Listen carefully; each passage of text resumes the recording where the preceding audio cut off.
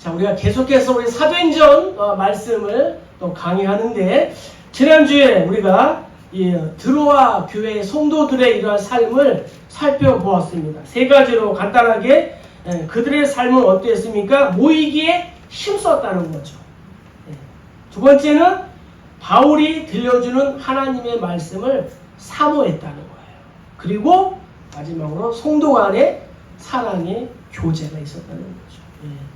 바울이 예루살렘으로 가면서 드로아에 들리지 않아도 돼요. 그런데 일주일만 머물렀는데도 드로아 교회 성도들의 이러한 열심이 특심이었다는 거예요. 마찬가지로 우리 사랑하는 우리 모든 성도님들의 이러한 열심이 특심이 되기를 주의 이름으로 축복합니다. 그래서 오늘 드로아 선교 이후에 이 바울의 삶을 통해서 우리가 얻을 수 있는 교훈들을 한번 살펴보고 은혜를 나누고자 합니다. 자, 먼저 우리 13절 한번 읽겠습니다. 우리는 앞서 배를 타고 앗솔에서 바울을 태우려고 그리로 가니 이런 바울이 걸어서 가고자 하여 그렇게 정하여 준 것이라. 아멘.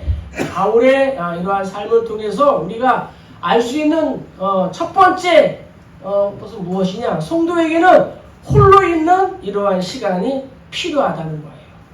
바울이 드로아에서 일행과 이제 앗소라는 곳에서 만나기로 하고 일행을 먼저 배를 태워 보낸 후에 자신은 홀로 도보로 앗소로 향했다라고 성경은 말씀하고 있습니다.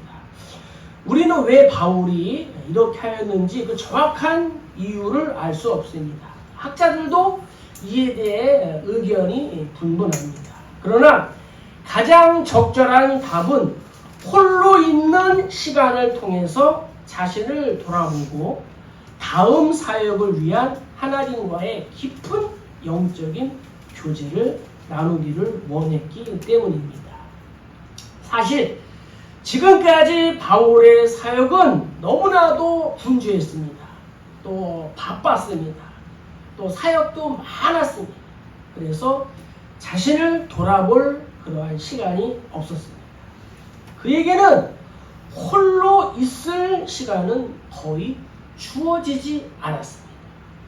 그래서 비록 하루길이지만 일부러 홀로 있는 이러한 시간을 가지면서 자신을 돌아보는 가운데에 하나님이 주신 사명도 재다짐도 하고 재충전도 하면서 하나님과의 이 긴밀한 교제를 나누기를 원했던 것입니다. 이와 같이 우리 성도님들도 때로는 홀로 있는 시간을 가질 필요가 있다는 거예요. 현대 사회를 살아가는 우리는 너무도 바쁘고 분주하게 하루하루를 살아가고 있습니다. 요즘에는 부모들보다 자녀들이 더 많이 바쁩니다. 많은 사람들과의 만남과 또 폭주하는 이러한 업무로 인해서 또 과외다, 학원이다 등원해서 눈, 코, 뜰 새가 없습니다. 그러다 보면 인생의 목적이나 자기 정체성을 상실하고 자신은 오직 사람 중에 하나로만 존재하는가 보구나 라고 이렇게 생각할 수가 있다는 거예요. 이래서는 정상적인 삶을 살 수가 없는 것입니다. 또 하나님의 뜻에 합당한 존재로 바로 설 수가 없습니다. 우리의 삶이 분주하면 분주할수록 또 바쁘면 바쁠수록 종종 홀로 있는 그러한 시간을 가질 필요가 있다는 거예요. 그래서 자신을 한번 돌아보고 또 하나님과의 영적으로 깊은 이러한 교제도 나누어야 되는 것입니다. 그래야 그리스도인이라는 자신의 이런 정체성도 찾게 되고 또 활력 있고 또 능력 있는 삶을 살 수 있을 뿐만 아니라 하나님의 뜻에도 이 합당한 존재로 설 수 있기 때문입니다.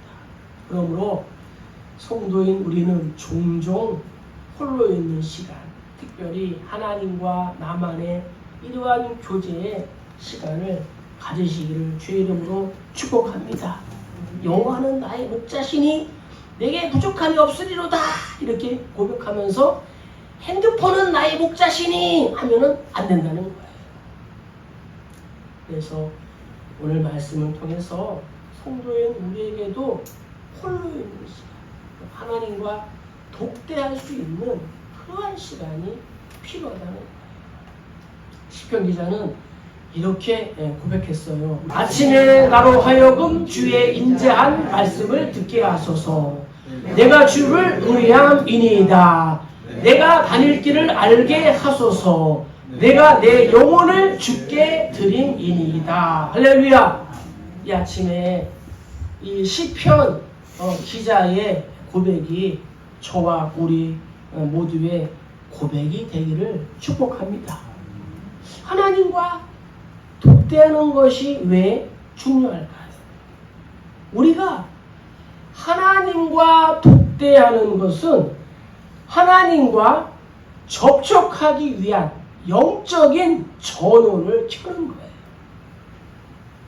콘센트에 플러그를 꽂을 때에 전기가 들어오는 것처럼 우리가 하나님이라는 콘센트에 우리의 이 영적인 플러그를 꽂는 거예요. 하나님과 이러한 접촉을 계속하기 위해서 영적인 배터리를 우리가 충전하는 거예요.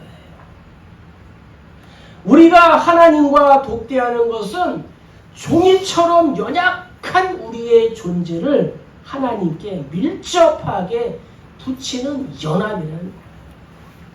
하나님의 나를 향한 하나님의 사랑과 은혜라는 이러한 강력 접착제는 결코 떨어지지 않는 거예요. 우리가 하나님과의 독대함을 통해서 하나님의 강하심을, 하나님의 능력을, 또 하나님의 진리를, 하나님의 이 풍성을 체험받게 되는 줄로 믿습니다. 그래서 우리가 하나님과 이 독대함을 통해서 하나님의 세밀한 음성을 듣고 하나님의 뜻과 목적을 이해할 수가 있는 것입니다. 따라서 성도인 우리가 바쁘고 분주한 생활 속에서도 자기의 격리, 좀 홀로 하나님과 독대하는 것을 통해서 하나님의 또 인자한 말씀도 듣고 또 하나님의 음성을 듣고 또 새 힘을 받아 남은 인생이 정말 이 독수리처럼 힘차게 날아오르는 그러한 인생이 되기를 주의 이름으로 축복합니다.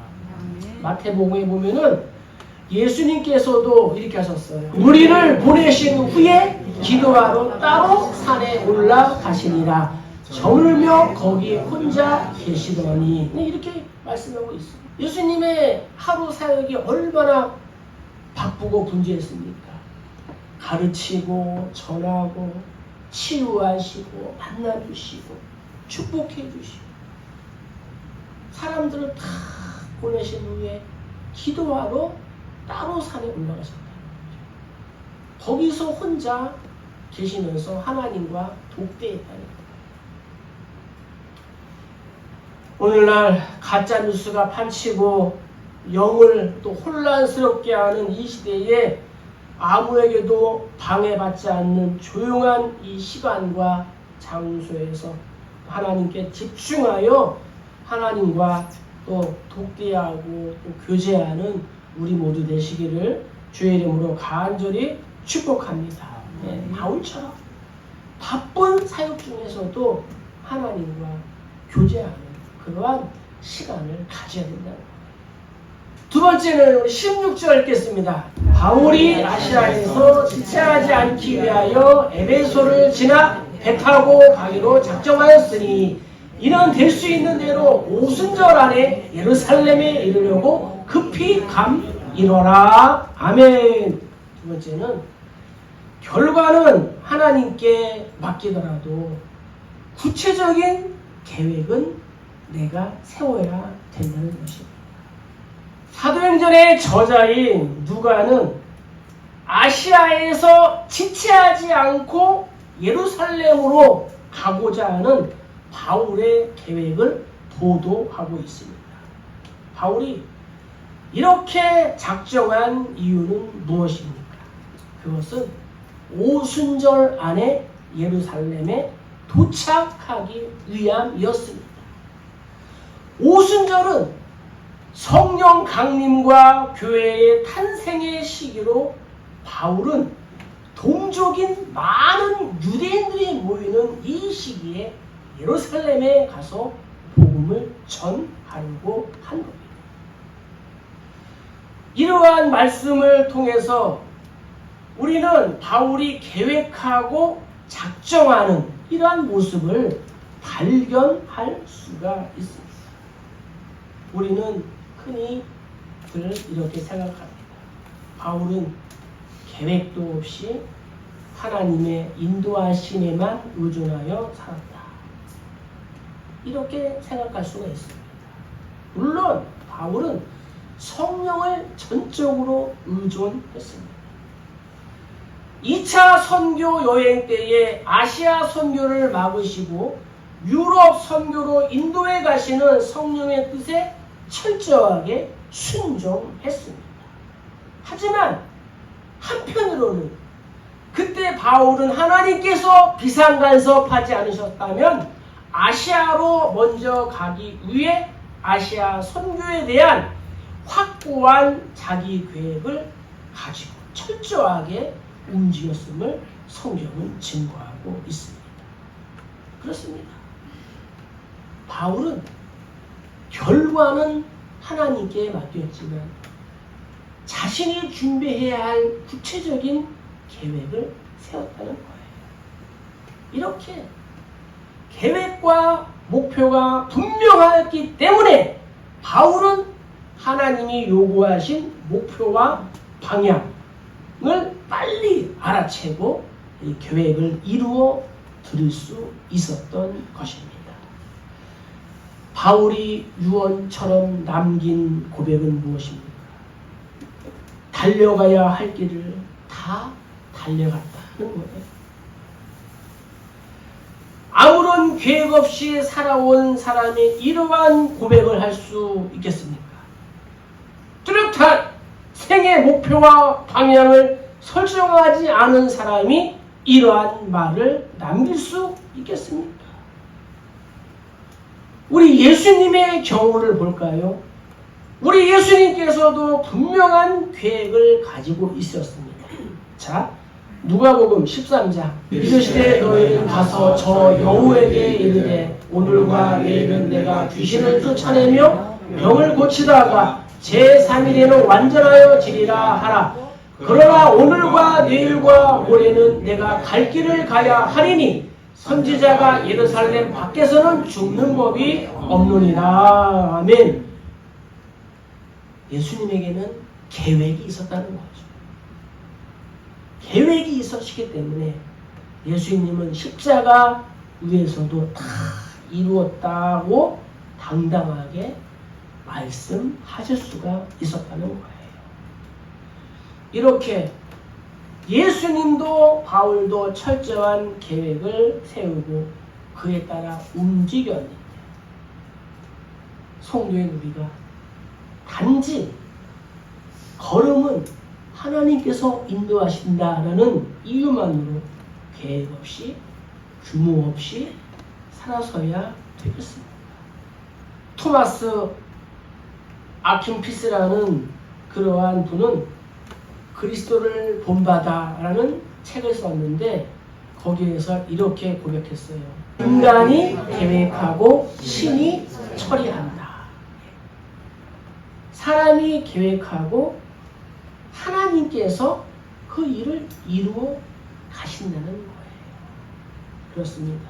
우리가 계획과 목표를 세우고 그것을 우리가 기도하며 추진할 때에 성령께서도 합력하셔서 그 일을 이루도록 도와주시기도 하고 때로는 수정하시기도 하시는 것입니다. 그러므로 성도인 우리는 계획과 목표를 세우는 거예요. 막연한 계획이 아니라 구체적인 계획을 세우는 거예요. 그래서 성도인 우리도 신앙의 또 인생의 버킷리스트를 한번 세워보는 거예요. 나의 1년 버킷리스트, 5년 버킷리스트, 10년 버킷리스트, 그리고 평생 버킷리스트를 기록하고 한번 세워보는 거예요. 나의 생애 목표는 무엇인지, 달려가야 할 방향은 어디인지, 이제는 평균 수명이 이제는 100세가 됐습니다. 네. 지금 태어나는 아이들은 150살까지 산다고. 60에 은퇴해도 40년을 살아가야 됩니다. 어떻게? 대충 흘러가는 대로 사시겠습니까?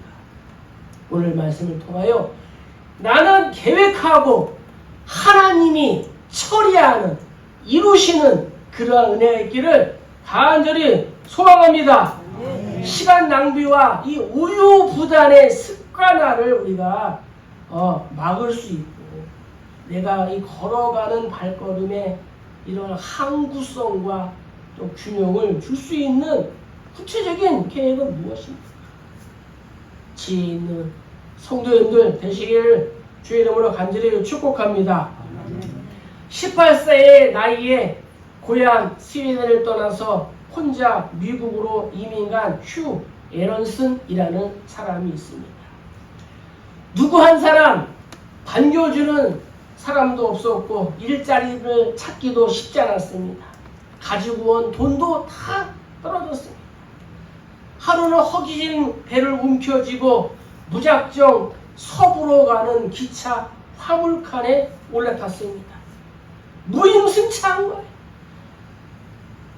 승무원에게 발각되어 실컷 얻어맞고 열차에서 쫓겨나고 말았습니다. 얼마나 서럽겠습니까? 얼마나 속상하겠습니까? 매를 맞은 몸으로 강가에 쪼그리고 앉아있는 강물에 비친 자신의 모습이 그렇게도 처량해 보일 수 없었습니다. 차라리 저 강물에 내가 몸을 던져버릴까 하는 생각도 들었습니다. 그때 그는 불현듯 그의 마음속에 떠오르는 말씀이 있었습니다. 내가 선한 싸움을 다 싸우고 나의 달려갈 길을 마치고 믿음을 지켰으니, 이 말씀이 떠오르는 거예요. 그래서 그 말씀을 가만히 묵상하면서 자신에게 질문을 던졌습니다. 나는 지금까지 나의 인생길에서 얼마나 힘있게 최선을 다해 뛰어보았나 하고 그는 그 자리에서 주먹을 꽉 쥐고 일어났습니다. 그리고는 자기가 지나온 모든 과거를 흘러가는 강물에 떠내보내기로 했습니다. 성도의 걸음을 인도하시는 분은 하나님이신 줄로 믿습니다. 그리고 다시 한번 힘있게 뛰어보기로 결심했습니다.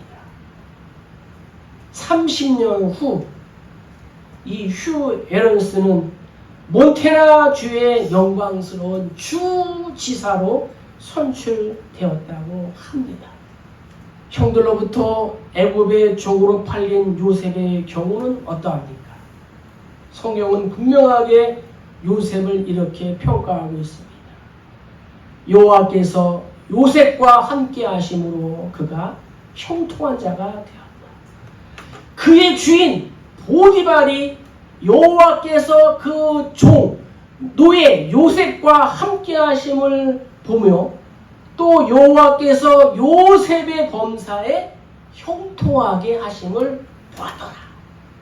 결국 이 주인 보디발이 요셉을 가정 총무로 삼고 자신의 모든 소유를 그의 손에 위탁 맡겼다라고 성경은 기록하고 있습니다. 성도는 현실이 어렵다고 해서 용기를 잃어서는 안 됩니다. 소망을 가져야 합니다. 그리스도의 좋은 군사답게 소망과 꿈과 비전을 가지고 나아가야 될 줄로 믿습니다. 비바람이 불어도 눈보라가 닥쳐도 신앙의 선배들처럼 낙심하지 마세요.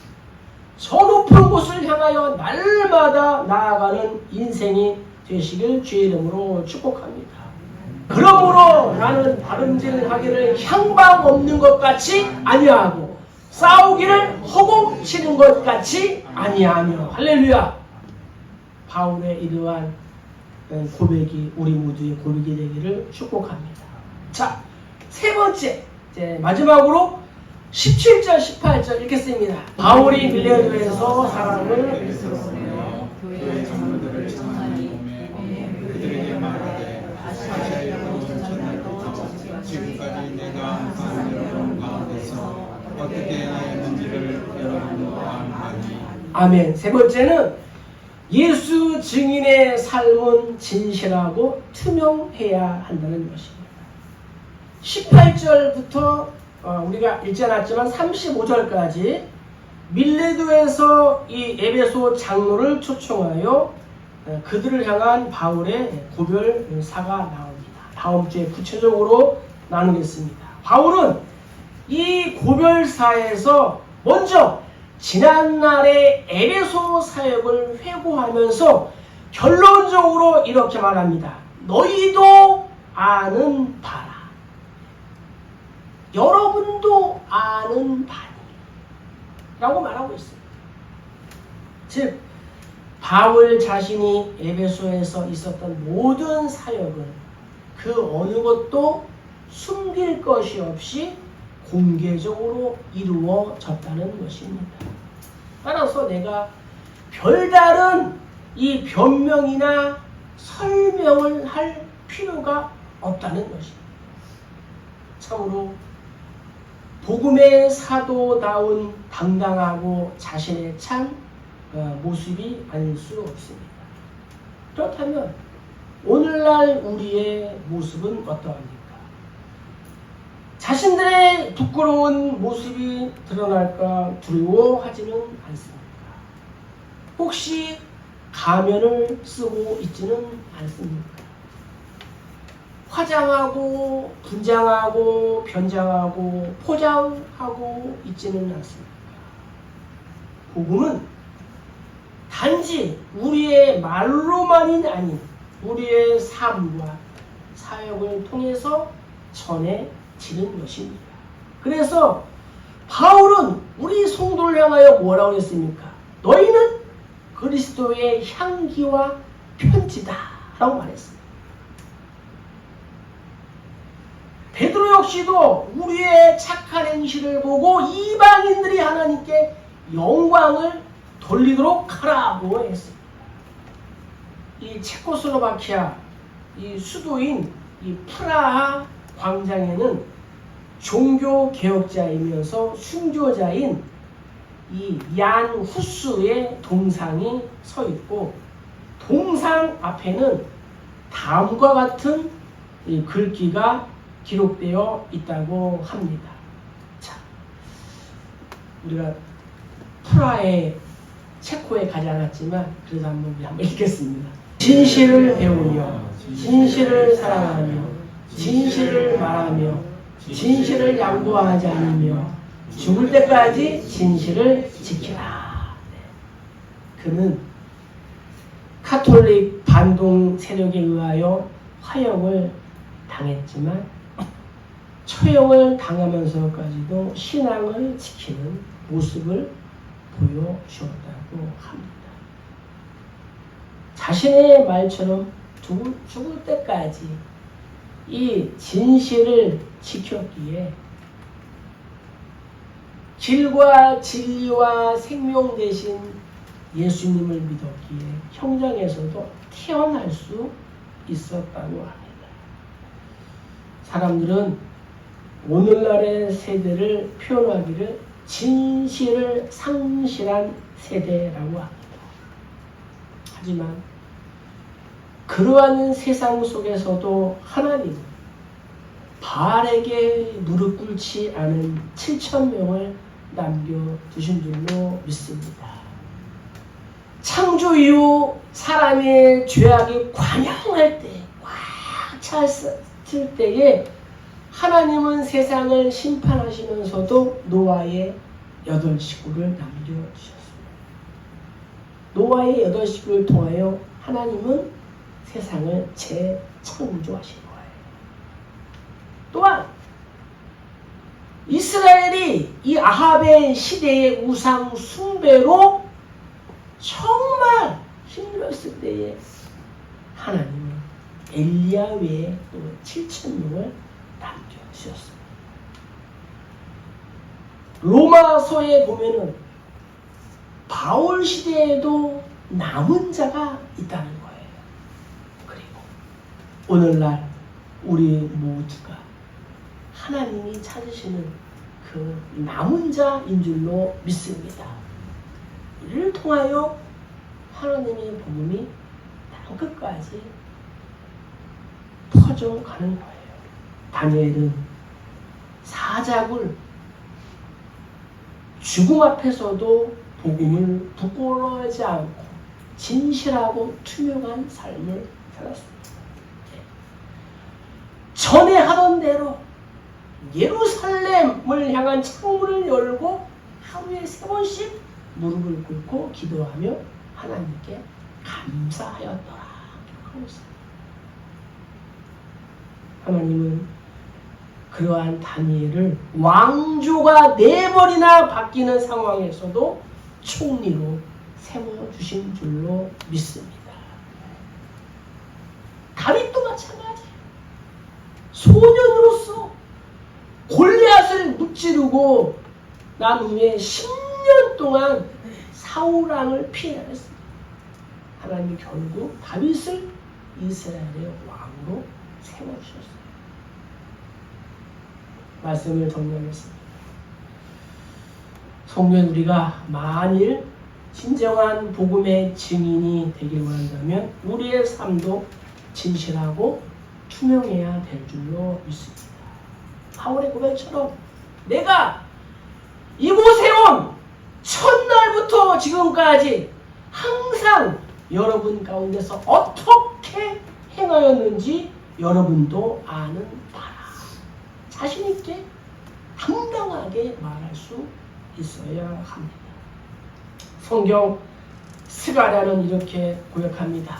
너희가 행할 일은 이러하니라. 너희는 이웃과 더불어 진리를 말하며 너희 성문에서 진실하고 화평한 재판을 베풀고. 예수님께서도 말씀하셨어요. 내가 드러내놓고 세상에 말하였다. 모든 유대인들이 모이는 이 개방된 회당과 성전에서 항상 가르쳤고 은밀하게 아무것도 말하지 아니하였다라고 말씀하고 있습니다. 오늘 말씀을 통하여 분주하고 바쁜 일상 중에도 하나님과 교제하는 시간을 가지는 거예요. 결과는 하나님께 맡길지라도 나는 구체적인 계획을 세우는 거예요.